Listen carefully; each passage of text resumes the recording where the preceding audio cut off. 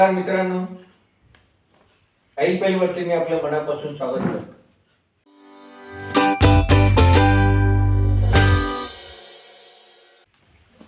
मराठी भाषा गौरव दिन आणि कविश्रेष्ठ कुसुमाग्रज जन्मदिन अशा या सुंदर प्रसंगी मी आपल्यासमोर माझे ज्येष्ठ मित्र सदानंद जोशी यांना घेऊन आलेलो आहे.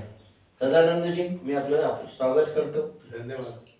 आज कुसुमाग्रज यांच्या कविता ते आपल्या पुढे सादर करणार आहेत. कुसुमाग्रज यांचा सहवास त्यांना खूप लाभलेला आहे आणि कुसुमाग्रज यांच्या कविता त्यांनी दूरदर्शनवरच नाही तर अनेक गावोगाव सन्माननीय व्यासपीठांवरती सादर केलेल्या आहेत आणि अनेक रसिकांपर्यंत त्या पोहोचवलेल्या आहेत.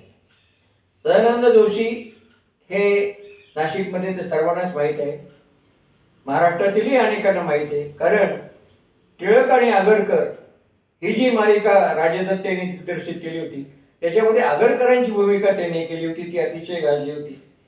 त्याचबरोबर वंदना गुप्ते यांची कथास्तू ही मालिका आहे. नंतर सावरकरांचं हिंदीमध्ये जी मालिका निघाली त्याच्यामध्ये सेनापती बापट ही भूमिका त्यांनी केली होती. ते अनेक नाटकांमधून त्यांनी खूप छान भूमिका केलेल्या आहेत.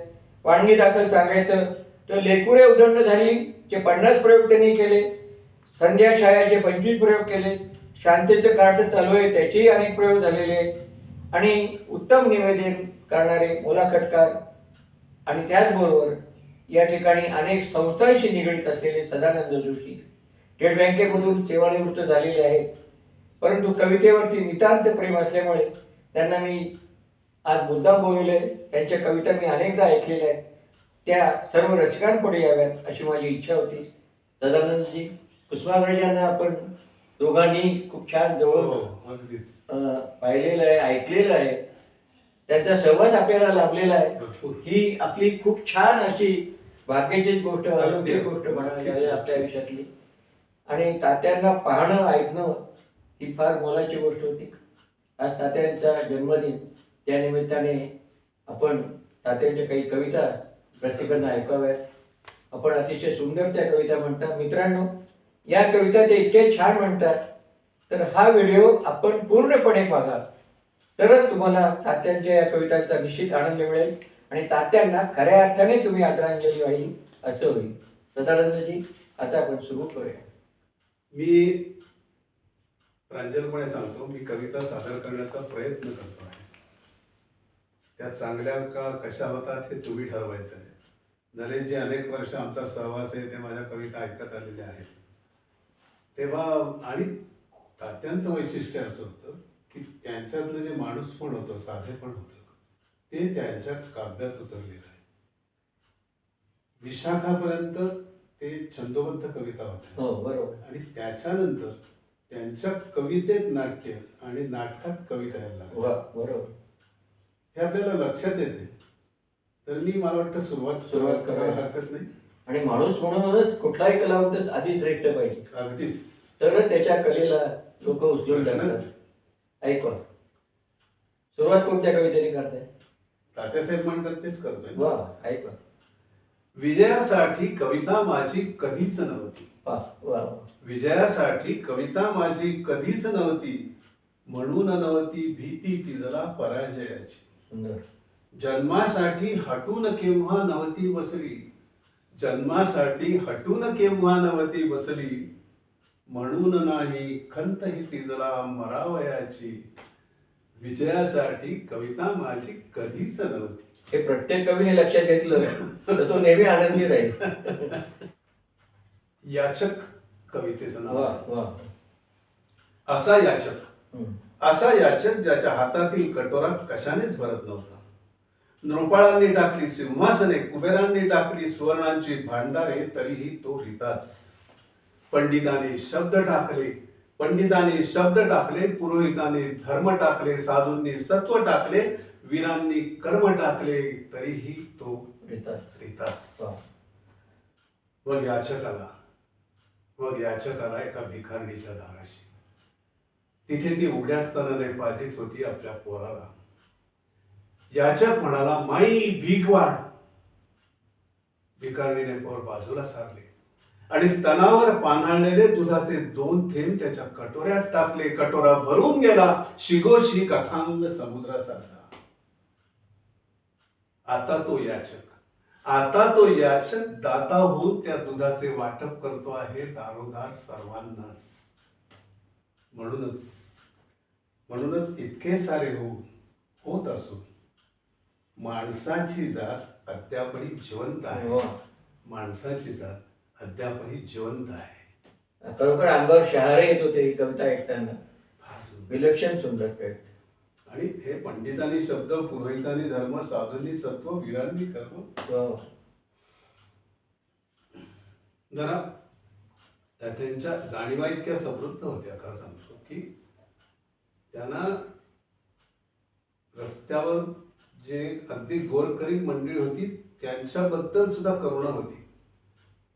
त्यांच्याबद्दल वाटायचं आणि ते त्यांनी कधी कधी उपहासात्मक रीतीने सादर केलं. तर तशी एक कविता आहे. ऐका. कवितेचं नाव आहे राजहंस. हम्म.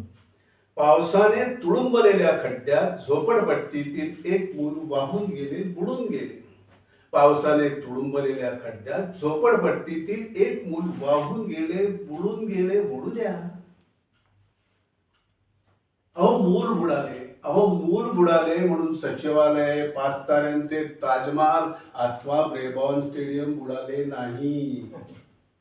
आणि अशा झोपडपट्टीतील एका ओंगळ पोराचे उघड्या नागड्या एकूण मूल्य तरी किती. सूक्ष्मगणित येत असेल कोणाला तर काढता येईल मूल्य रुपया पैशातही उत्तर याचे अर्थात पैशातच. पण हे मत आपलेच आहे असे नाही. त्याच्या आईचंही तेच असावे. कारण मुलाला मांडीवर घेऊन ती फोडीत बसली असता एक कर्कश हंबरडा वस्तीवर एक वार्ता कोसळली. यावेळी मात्र करुणामय मेघासारखी वार्ता. नाक्यावरला गुदामवाला व्यापारी कुजलेल्या धान्याची पोती ओतीच सुटला आहे उकिरड्यावर. बाईने आपला हंबरडा आवरला घशामध्ये अर्ध्यावरच मुलाचे कलेवर टाकले खाली आणि घरातील पिशव्या गोळा करून ती बेफाम धावत सुटली उकिरड्याकडे वाहणाऱ्या यात्रेमध्ये सामील होण्यासाठी. बरोबरच आहे. सूक्ष्म गणिताने पाहिले तर खूप अधिक होते कुजलेल्या धान्याचे मूल्य. अप्रतिम. अंगावर अगदी तुम्हाला सांगतो सदा तात्यांना असं ऐकणं शांतपणे फार आणि योग खूप आला त्यांच्या बरोबर. खूप हे झालं त्यांच्याकडनं कविता ऐकल्या. पण त्यांचे 2 शब्द होते, खरंय आणि श्रीराम. मला श्रीराम म्हणजे असं वाटायचं की आता निघा. याच संदर्भात एक अजून एक अगदी छोटी आहे पण उन्हात निखारलेली खडी फुटता फुटेना. स्तनाला चिकटलेले मूल सुटता सुटेना. करंगळीतून गळणारे रक्त हटता हटेना. बाई फोडतच राहिली.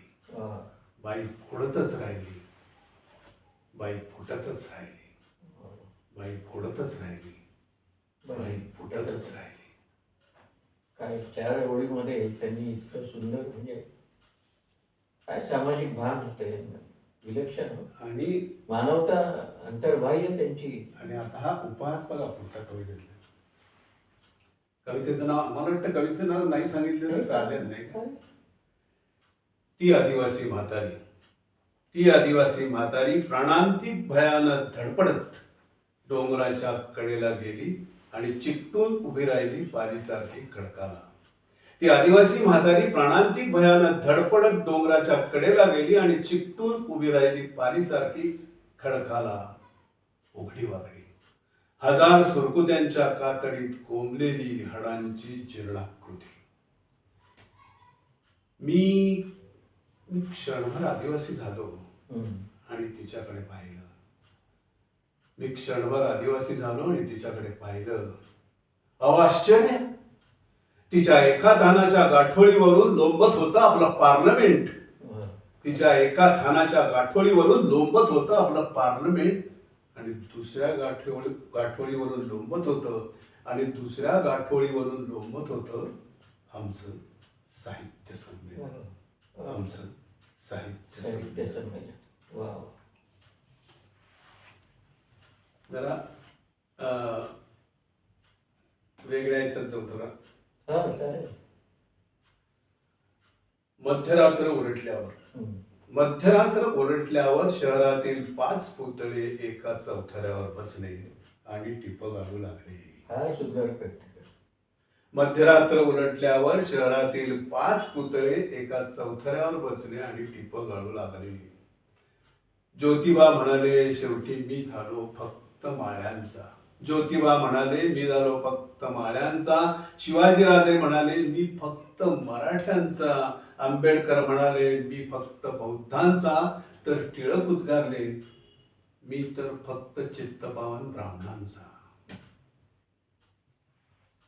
गांधींनी गळ्यातला गहिवर आवरला. गांधींनी गळ्यातला गहिवर आवरला आणि ते म्हणाले, तरी तुम्ही भाग्यवान. अरे एक एक जात जमात तरी तुमच्या पाठीशी आहे. माझ्या पाठीशी मात्र फक्त सरकारी कचेऱ्यातील भिंती. सरकारी कचेऱ्यातील भिंती.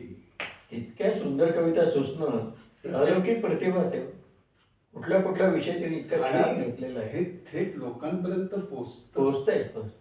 किती हे होतं ना. छोटीशी गोष्ट आहे म्हणजे आपण वेदनाही आहे, कारुण्यही आहे, नंतर उपहासही आहे.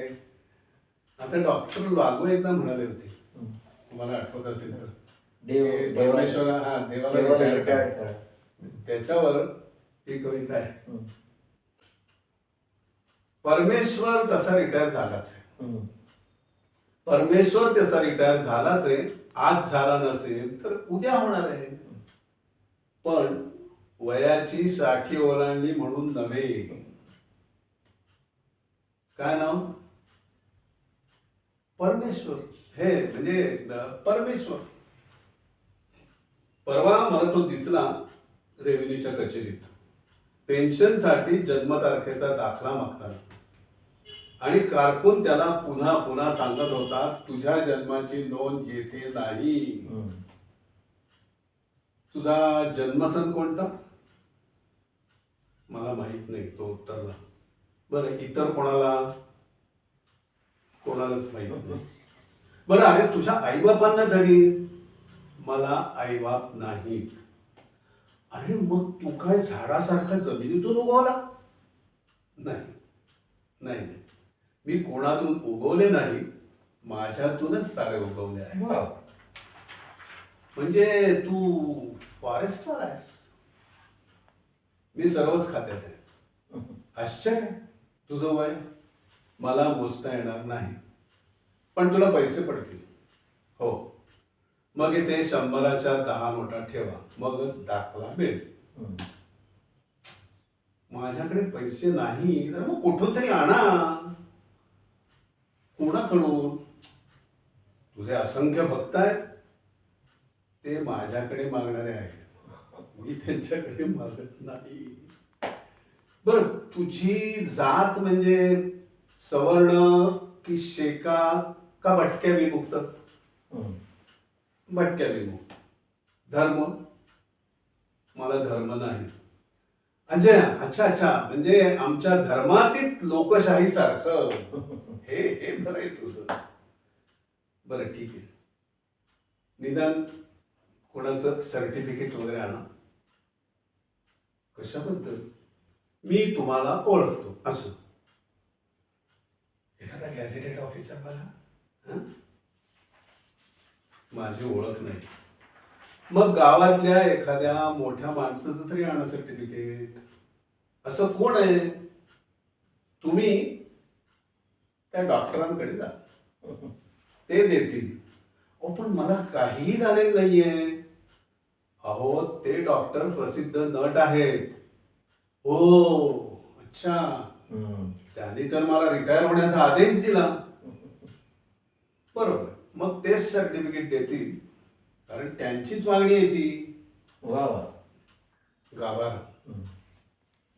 दर्शनाला आला या, पण या देवालयात सध्या देव नाही. गाभारा आहे, चांदीचं मखर आहे, सोन्याच्या समय आहे, हिऱ्यांची झालर आहे, त्यांचंही दर्शन घ्यायला हरकत नाही. वाजवा ती घंटा आणि अशी इकडे या, पाहिलात का, पाहिलात तो रिकामा गाभारा नाही. नाही तसं तसं नाही. पूर्वी होता तो तिथे, पूर्वी होता तो तिथे. काकड आरतीला उठायचा, शेजारतीला झोपायचा, दरवाजे बंद करून बरोबर 12ला जेवायचा, 2 तास स्वामुक्षी घ्यायचा. सारं काही ठीक चाललं. रुपयांच्या राशी, माणिक मोत्यांचे ढीग पडत होते पायाशी. दक्षिण दरवाजाजवळ मोटारींचे भोंगे वाजत होते, मंत्रजागर गाजत होते. रेशमी साड्या टेलींचे सूट समोर उलगडत होते, बँकेतील हिशोभारणाच्या गतीनं बागडत होते. सारे काही घडत होते अगदी हवे तसे. पण एके दिवशी तुमचं दुर्दैव, उत्तर दरवाजाजवळ अडवलेला कोणी भडंग महारोगी तारस्वरात ओरडला, बाप्पाजी बाहेर या. आणि पहाटे आम्ही उठून पाहतो, तो गाभारा रिकाम. हा, पोलिसात वर्दी आम्ही दिलीच आहे. परत कदाचित येईल, पण महारोग्यांच्या वस्तीत तो राहिला असेल तर त्याला परत प्रवेश द्यावा की नाही याचा विचार करावा लागेल आम्हा ट्रस्टींना. हा, जयपूरला पत्रव्यवहार चालू आहे दुसऱ्या मूर्तीसाठी, पण तूर्त गाभाऱ्याचं दर्शन घ्या. अहो तसं म्हटलं तर गाभाऱ्याचंच महत्व अंतिम असतं. गाभारा सलामत, गाभारा सलामत तो देव 50. वा वा. क्या बात. ती बऱ्याच वेळेला ऐकली असेल कविता, हा. पण माझा उद्देश असा आहे की लोक ती खूप आधीच सॅड करतात. बरं. दुःखी. त्यातली जे आहे ना, तो हसत हसत आपलं तू वेदना सांगतोय. बर. तू कणाबद्दल बोलतोय का? कळा. बर बर. ओळखलं कसं मला? पावसात आला कोणी, कपडे होते करदमलेले, केसावरती पाणी. क्षणभर बसला, नंतर हसला, बोललावरती पाहून. गंगाबाई पाहुणी आली, गेली घरट्यात राहून. बाहेर वाशिम पोलिसारखी 4 भिंतीत नाचली, मोकळ्या हाती जाईल कशी. बायको मात्र वाचली, भिंत कचली, चूल विझली, होते नव्हते नेले. प्रसाद म्हणून पापण्यांमध्ये पाणी थोडे ठेवले. कारभारणीला घेऊन संगे सर आता लढतोय, कारभारणीला घेऊन संगे सर आता लढतोय. पडकी भिंत बांधतोय, चिखलगाळ काढतोय. खिशाकडे हात जाताच हसत हसत उठला, खिशाकडे हात जातात हसत हसत उठला. पैसे नकोच सर, पैसे नकोच सर. जरा एकटेपणा वाटला, पैसे नकोच सर, जरा एकटेपणा वाटला. मोडून पडला संसार तरी मोडला नाही कणा, मोडून पडला संसार तरी मोडला नाही कणा. पाठीवर हात ठेवून नुसतं लढ म्हणा. वा. खूप वेगळ्या पद्धतीने आज सादर केली, अनेकदा ऐकलेली, पण छान आपण वाटली. ते काय दुःख नाही, ते वेदना हसत हसत सांगणं सुद्धा. हो, बरोबर. ही कविता म्हणजे महाराष्ट्रात म्हणजे अगदी घरोघर गेलेली, अगदी अगदी. प्रत्येक विद्यार्थ्यांपर्यंत गेलेली कविता आहे. आता ही पण वेदना परत भिकारलेले पोर बाजूला सारले आणि राजाऊस तसंच आहे. म्हातारा म्हणतोय, भीक आली भीक, डोळे पुसून शांत बाई, थोडं तरी शिक. तुझ्यासाठी लुगडं आलंय, माझ्यासाठी सत्र आलंय, धान्य आलंय, पैसा आलंय, साहेबाकडून रडणं आलंय. त्याच्यासाठी घरावर पण कुराळ कोयतं झडलं पाहिजे, रस्त्यावरती रगत वोकून पोटचं पोर पडलं पाहिजे. भीक आली भीक, डोळे पुसून शांत बाई, थोडं तरी शिक. पाव आलंय, पाव आलंय, बिस्कुट आलंय, भांड आलंय, चूल आलंय, कांबळं आलंय, घोंगडं आलंय, भलाईला फूल आलंय, भलाईला फूल आलंय. त्याच्यासाठी काळजामधली माया थोडी सुटली पाहिजे. त्याच्यासाठी काळजामधली माया थोडी सुटली पाहिजे. त्याच्यासाठी काळजामधली माया थोडी सुटली पाहिजे. मवाल्यांच्या बोजाखाली लाडकीले फुटली पाहिजे. वा. भीक आली भीक थोडी पुसून शानबाई थोडं तरी शिक.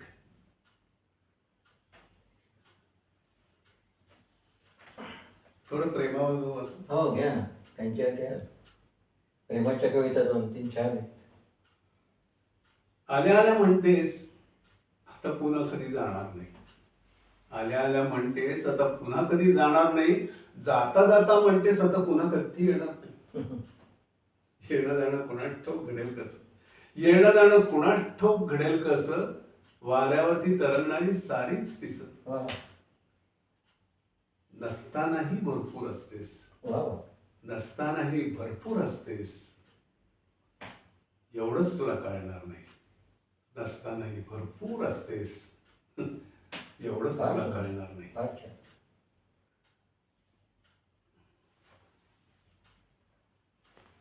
प्रेमयोग कृष्णाचा प्रेमयोग आहे हा. वा सुंदर. मी कृष्णाचा प्रेमयोग काय सांगतो त्या निमित्त म्हणजे त्या अंदाजाने आपण ते सगळं पुढे पुढे जात राहतो आणि बघतो आपण. प्रेम कुणावर करावं. कुणावरही करावं. प्रेम राधेच्या वत्सल स्तनावर करावं. कुब्जेच्या विद्रूप कुबडावर करावं. भीष्म द्रोणांच्या थकलेल्या तीर्थरूप चरणावर करावं. दुर्योधन कर्णाच्या अभिमानी अपराजित मरणावर करावं. प्रेम कुणावरही करावं. प्रेम सुदामा नावाच्या भटजीवर करावं. अर्जुन नावाच्या राजेंद्रावर करावं.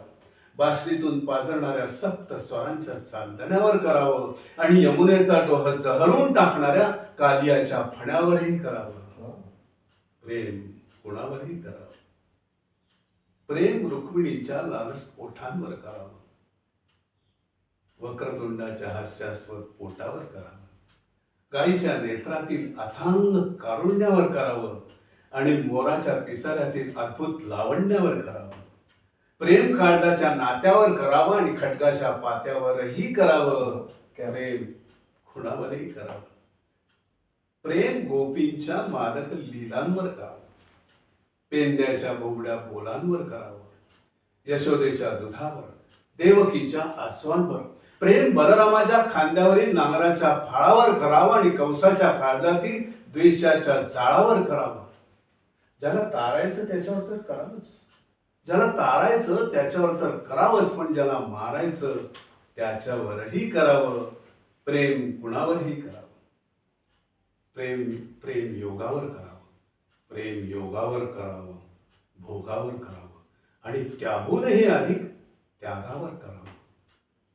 प्रेम चारी पुरुषार्थाची झिंग देणाऱ्या जीवनाच्या द्रवावर करावं. आणि पार्थ्याच्या बाणानं अरण्यात घायाळून एकाकी पडलेल्या स्वतःच्या शवावरही करावं. कारण प्रेम आहे माणसाच्या संस्कृतीचा सारांश.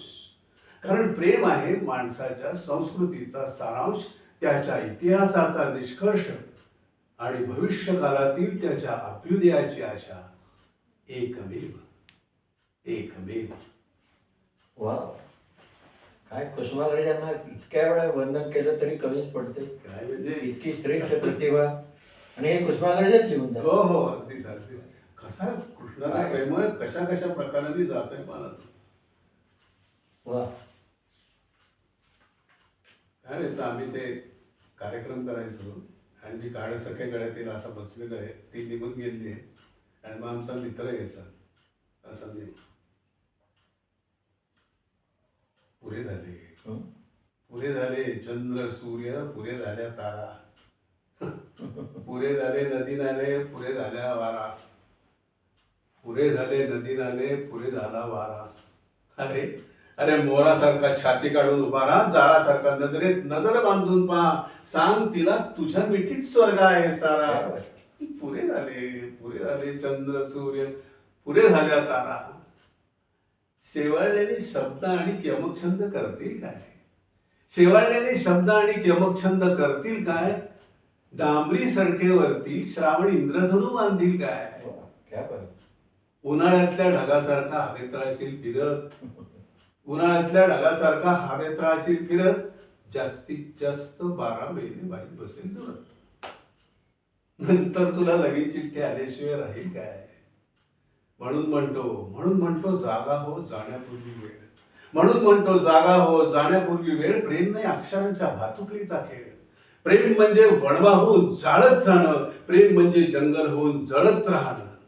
प्रेम कर भिल्लासारखं, प्रेम कर भिल्लासारखं बाणावरती खोचलेलं, मातीमध्ये उगवून सुद्धा मेघापर्यंत पोचलेलं.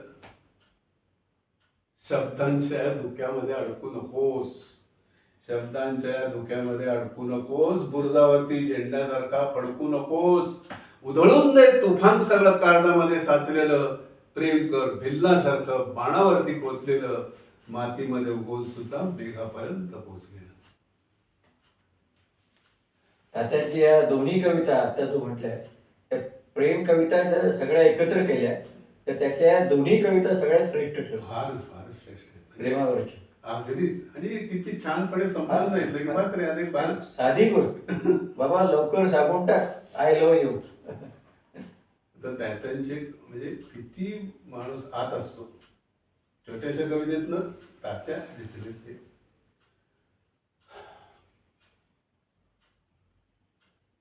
चमच्यांच्या स्टँडवर 7 चमचे होते. चमच्यांच्या स्टँडवर 7 चमचे होते. एक चमचा एके दिवशी घाण झाला. उरलेल्या सहांच्या गळ्यातून प्रथमच अनावर होतका फुटला. ती असती तर तो उद्गारला. तो हरवला नसता. मीही अनावरपणे 7वा चमचा झालो आणि त्याची रिकामी जागा घेऊन 6च्या हुंक्यात सामील झालो आणि पुटपुटलो. खरंय मित्रांनो, ती असती तर मी हरवलो नसतो. वाव. ती असती तर मी हरवलो नसतो. क्या. रद्दी नावाची कविता आहे. मी बाहेरून कार्यक्रम असा बघत होतो. लोक तात्यांची नातं जोडण्याचा फार प्रयत्न हो, करतात. ते आपल्याला माहितीच आहे. हा. मी तात्यांकडे गेलो, तरुण होतो तो. कधी तात्यांकडे गेला होता म्हणजे तात्यांची बायको रद्दी काढून बसली होती आणि ती म्हणाली, मग मी म्हटलं ही कविता आहे, हा का बरं खोटं. रद्दी. एकदा रेशन संपल्यावर घरातली रद्दी विकायला काढली. तेव्हा तू हसत म्हणालीस, तुमच्या कवितांचे कागद यात घालू का? तेवढंच वजन वाढेल. मी उत्तरलो, जे काम काळ उद्या करणार आहे ते तू आज करू नकोस. वाव.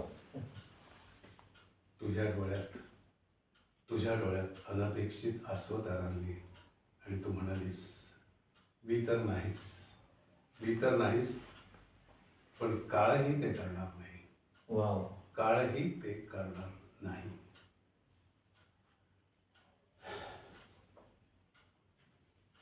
आता मी नट आहे तेव्हा नटाची कविता आणि 2-3. हो चालेल, करूया समारोपाकडे येऊ. तर त्याच्या आधी एक जरा आपण बातमी ऐकलीत ना. राजधानीतील सिंहासनाचे सिंह राजकारणाला वैतागून जंगलात पळून गेले आहेत.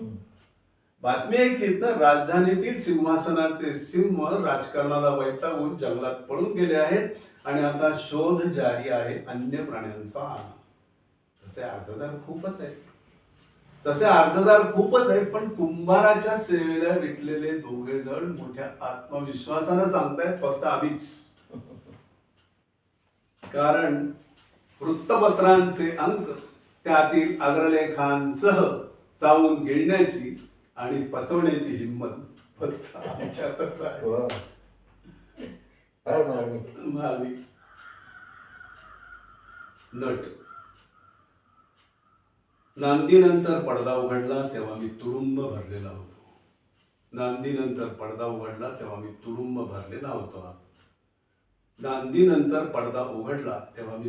भरलेला होतो.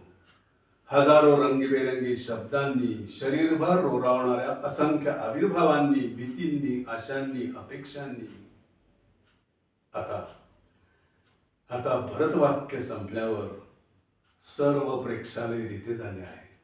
आता भरतवाक्य संपल्यावर सर्व प्रेक्षालय रिते झाले आहे आणि संहितेत नसलेल्या प्रयाणाची तयारी करत मी उभा आहे रंगमंचावर एकटा, समोरच्या प्रेक्षालयाप्रमाणे संपूर्ण रिकामा. मी उच्चारलेले काही शब्द अजूनही प्रेक्षालयातील धूसर मंद प्रकाशित हवेवर पिंजलेल्या कापसासारखे तरंगत आहेत.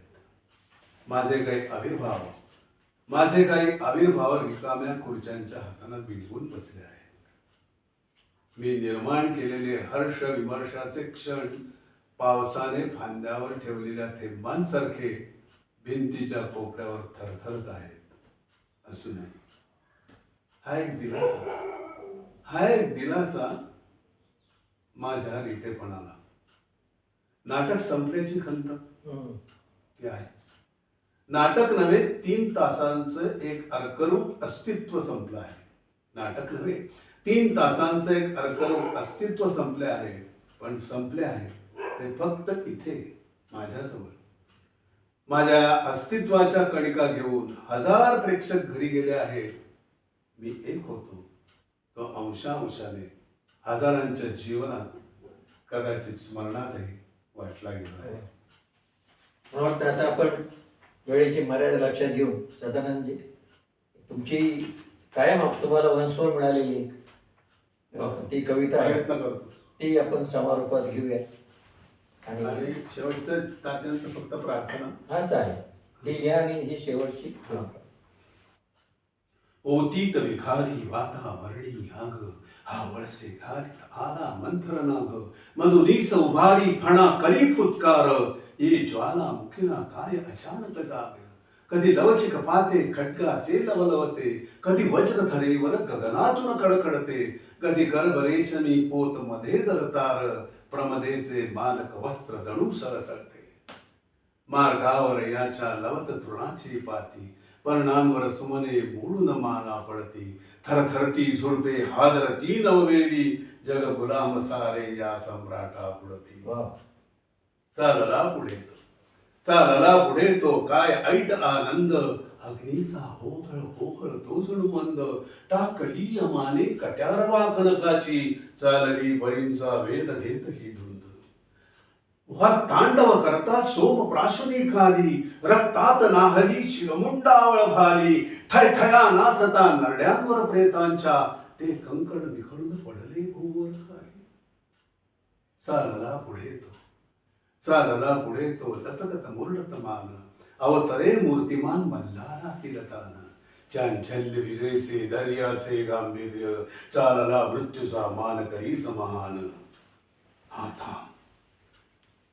थांब कुणाची जाळी मध्ये चाहूल, अंगार कणापरी नयन कुणाचे लाल, रक्त ओठते ध्वजा जणू रक्ताच्या, रे नकुल आला आला देख नकुल, रे नकुल आला आला देख नकुल.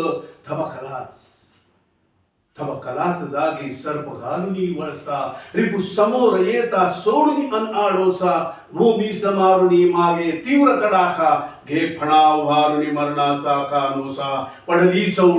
पडली चौडी की तडितेचा आघात, उल्के परितळपत कण्यात घुसले दात, विळख्यावर विळखे कसून चढवी सर्प, पुंफाट करी पिशा परी द्वेषात, रणकाय भयानक लोळे आग जळात, दळती वळती यावळती क्रोधात, जणू जिंका याची गगनाचे स्वामित्व, आषाढ गगनाची झुंजे वादळवात.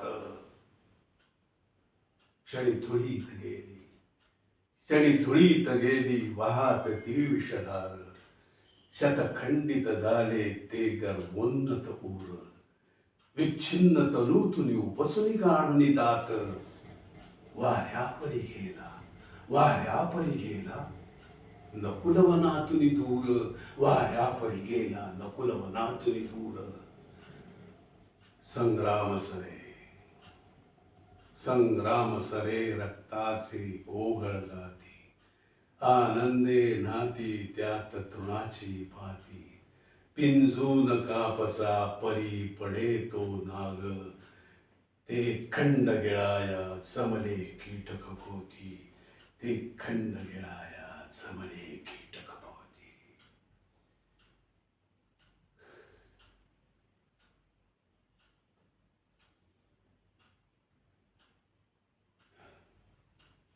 वा, फार सुंदर. अजूनही तोच जोश. इतक्या वेळा मी ऐकली, पण अजूनही तुम्हाला तोच जोश आहे. आता हे कसं इतक्याच झालंय, पद्धतीने तुम्ही सादर केलेली, म्हणजे फारच सुंदर. नाही, रात्री 2 इतकी वाजता तुमच्या जरी उठवलं, रोमारोमात ती म्हणजे रात्री 2 वाजता उठवलं आणि मला सांगितलं म्हण कविता, तरी एवढीच होती. काही नकोली कविता तुमच्या तोंडून ऐकणं म्हणजे एक अलौकिक आनंदच आहे. आता आता शेवटाकडे येतो. शेवटाकडे आपण घेऊया. तात्यांचीच कविता परत. महाप्रार्थना. महापुरुष मरतात तेव्हा जागोजागचे संगमरवरी दगड जागे होतात. महापुरुष मरतात तेव्हा जागोजागचे संगमरवरी दगड जागे होतात आणि चौकातल्या शिल्पात त्यांचे आत्मे चिडून त्यांना मारतात. पुन्हा एकदा, बहुधा, कायमचेच. म्हणून महापुरुषाला मरण असते दोनदा. म्हणून महापुरुषाला मरण असते दोनदा, एकदा वैऱ्यांकडून आणि नंतर भक्तांकडून. हे संगमरवरी मरण तुला न लाभो, हीच या शुभदिनी माझी मनोमन प्रार्थना. वा. मित्रांनो, आता एक शेवट आहे. हो ऐक. जाता जाता गाईन मी, गाता गाता जाईन मी, गेल्यावरही या गगनातील गीतांमधुनी राहीन मी. गाता गाता जाईन मी, जाता जाता गाईन मी, गेल्यावरही या गगनातील गीतांमधून राहीन मी. नरेशजी, धन्यवाद ही संधी मला दिल्याबद्दल. नाही, हे माझं भाग्य नाही हो, की तात्यांना तर ऐकलंच आहे, पण तात्यांच्या कविता कितीही वेळा ऐकल्या तरी खरोखर मित्रांनो पुन्हा पुन्हा ऐकाव्यात अशा तात्यांच्या कविता. आणि आज सदानंदजीच्या मुखातून त्या ऐकणं अतिशय नामवंत नट आहेत, कसलेले नट आहेत. त्याच्यामुळे त्यांच्या प्रत्येक कवितेमधून तुम्हाला जाणवलं असेल त्यांचा अभिनय. कविता कशी सादर करावी, लोकांपर्यंत कशी पोचावी, याचे एक उत्तम उदाहरण आज आपल्या पुढे सादर झालेलं आहे. आणि तात्यांच्या कवितातूनच मी तात्यांना नमस्कार करतो आहे. हो, नक्कीच. आम्ही तात्यांना विनम्र अभिवादन करतो. आणि पुन्हा एकदा सदानंदजी आपण आला, पुन्हाही अशाच एखाद्या चांगल्या प्रसंगी मी आपल्याला बोलवतो. नक्की. आणि पुन्हा आपण आज्ञा करा. मी नाही, नक्की. अरे, आपल्यामध्ये मैत्रीचंच बस असं. संपलं. धन्यवाद. नमस्कार. आई पहिला जरूर सबस्क्राईब करा आणि या तात्यांच्या कविता आपण आपल्या सर्व कुसुमाग्रज प्रेमींना नक्की पाठवा. नमस्कार. नमस्कार.